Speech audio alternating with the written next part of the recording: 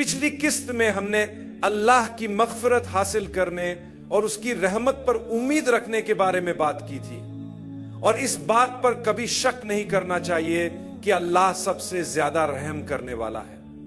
जब आप अल्लाह की मग़फ़िरत तलब करते हैं तो वो जरूर माफ करेगा। अपने दिल में ये ख्याल न लाएं कि शायद अल्लाह रहम नहीं करेगा या माफ नहीं करेगा। अल्लाह खुद फरमाता है कि मेरी रहमत से कभी नाउम्मीद न हो। अगर आप अल्लाह की रहमत से मायूस हो चुके हैं तो ये वक्त है कि वापस आएं और अपने गुनाहों को मिटा दें, क्योंकि आप नहीं चाहते कि कुरान की बात की मुखालिफत करें। जब अल्लाह कहता है कि मेरी रहमत से नाउम्मीद न हो और आप फिर भी नाउम्मीद हो रहे हैं तो ये एक नापसंदीदा अमल है। मेरे प्यारे भाइयों और बहनों, मैं आज सदके के बारे में बात करना चाहता हूं। सदका अल्लाह की रजा हासिल करने का एक बुनियादी जरिया है। जब आप दिल से अल्लाह की रजा के लिए किसी को कुछ देते हैं तो आप अल्लाह की खुशनुदी हासिल करते हैं। आप देखेंगे कि किसी भी चीज में इजाफा तभी होता है जब आप उसमें कुछ वापस लगाने के लिए तैयार होते हैं। यहां तक कि आपका कारोबार भी इसमें सरमाया होता है और सरमाया मुनाफा लाता है। जब आपको मुनाफा हासिल होता है तो आप उसका एक हिस्सा वापस कारोबार में लगाते हैं ताकि वो और मजीद बढ़े। जितना ज्यादा आप अपने कारोबार में वापस लगाएंगे आपका कारोबार उतना ही बढ़ता जाएगा। यही असूल हर चीज पर लागू होता है। जब मैं 2.5% ज़कात को देखता हूं तो हमें समझना चाहिए कि ज़कात दरअसल आपके माल को बढ़ाने का जरिया है। अल्लाह फरमाता है, तुम चाहते हो कि तुम्हारा माल बढ़े, ज़कात दो। ज़कात का मतलब अरबी में नशोनुमा यानी बढ़ना भी है। बाज लोगों को शायद यह मालूम ना हो कि ज़कात का एक मतलब पाकीज़गी है और दूसरा मतलब बढ़ना है। ज़कात देना ऐसे ही है जैसे जमीन में बीज बोना जो बाद में एक बड़ा दरख्त बन जाता है। ज़कात दरअसल वो चीज नहीं है जो आप अपनी मर्जी से दे रहे हैं, बल्कि अल्लाह ने इसका हुक्म दिया है। हर इबादत में एक फर्ज हिस्सा होता है जो लाजमी है, और फिर अल्लाह आपको मौका देता है कि आप अपनी मोहब्बत और अकीदत का सबूत दें। जैसे नमाज में सुन्नत और नफल होते हैं, रोजे में नफली रोजे होते हैं, सदके में भी फर्ज ज़कात के अलावा नफली सदका होता है, और हज के साथ उम्रा भी है जो फर्ज नहीं लेकिन एक इजाफी इबादत है।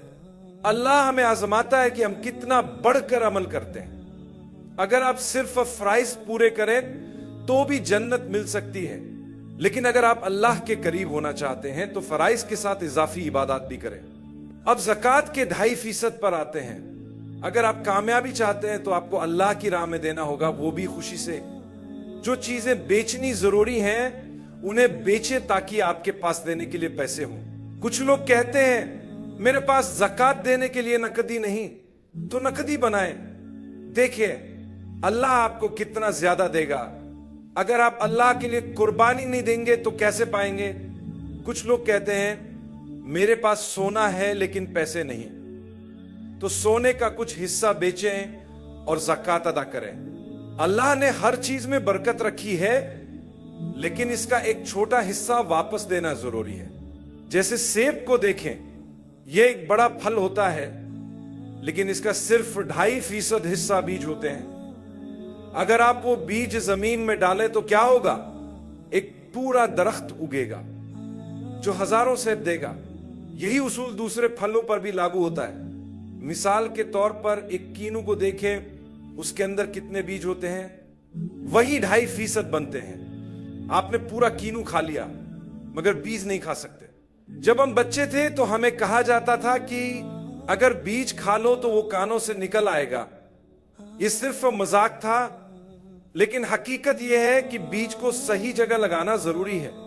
इसी तरह जब आपके पास माल हो और जो कुछ अल्लाह ने आपको दिया है तो अल्लाह फरमाता है कि उसके बीज को न खाओ बल्कि उसे सही जगह पर लगाओ। अल्लाह इसे बढ़ाकर आपको पूरा बाग अता करेगा। मजीद से उगेंगे और नींबू पैदा होंगे और आपके पास बहुत ज्यादा माल होगा। अब तरबूज को देखें, ये बहुत बड़ा होता है लेकिन इसके अंदर छोटे छोटे बीज होते हैं। वो पूरे तरबूज का सिर्फ एक छोटा सा हिस्सा होते हैं। अगर आप उन बीजों को जमीन में न डालें तो क्या होगा, कुछ भी नहीं। लेकिन अगर आप उन्हें लगाएं तो एक नया दरख्त उगेगा।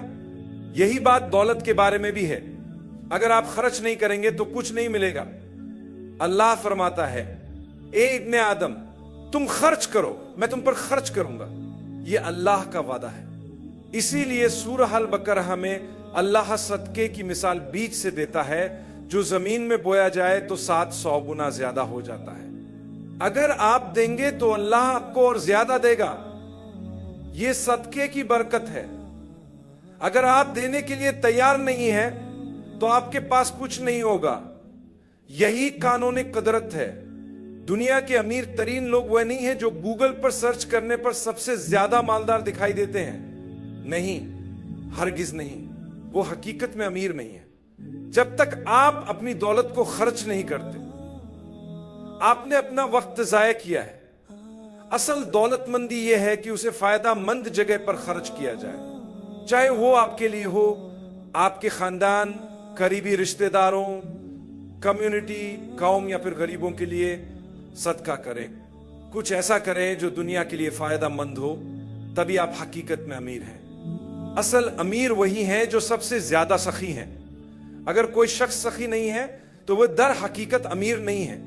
मैंने बहुत से ऐसे लोगों को देखा है जिनके पास करोड़ों और अरबों की दौलत है, लेकिन वो कंजूस है, वो खर्च नहीं करते। वो दौलत जो न दुनिया में उनके काम आई और न आखिरत में, उसका कोई फायदा नहीं। अल्लाह ताला सखी लोगों को और ज्यादा नवाजता है। बाज औकात ऐसे लोग जो अरबपति नहीं होते, लेकिन फिर भी उनके पास खुशहाली होती है। एक खुशहाल खानदान होता है, अच्छी सेहत होती है, वो सुकून की नींद सोते हैं।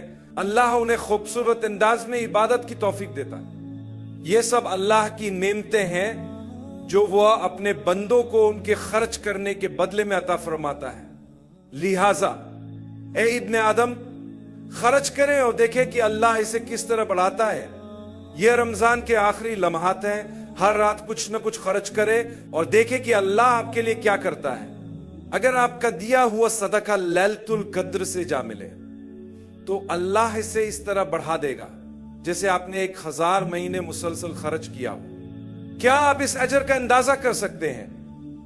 और मैं हमेशा कहता हूं, अगर मैं हर साल इन आखिरी 10 रातों में खुद को वक्फ कर दूं तो मैं हर साल 83 साल की इबादत का सवाब हासिल कर सकता हूं। आज मैं आपको जो आखिरी बात याद दिलाना चाहता हूं वो ये है कि जब आप किसी को कुछ देते हैं तो अपने आप को आजिज रखें। सदका कबूल होने की एक निशानी यह है कि जब आप देते हैं, देने से पहले और देने के बाद भी आप आजिजी इख्तियार करते हैं। आप अपने आप को बड़ा या बरतर नहीं समझते, बल्कि आप ये समझते हैं कि आपको देने की तौफीक मिली है और आप बदले में कुछ भी नहीं चाहते सिवाय अजर के। अल्लाह हम सबको बरकत दे और हमें अच्छे कामों में खर्च करने की तौफीक अता फरमाए और हमें खर्च करने की हिकमत और फायदा समझने की समझ अता करे।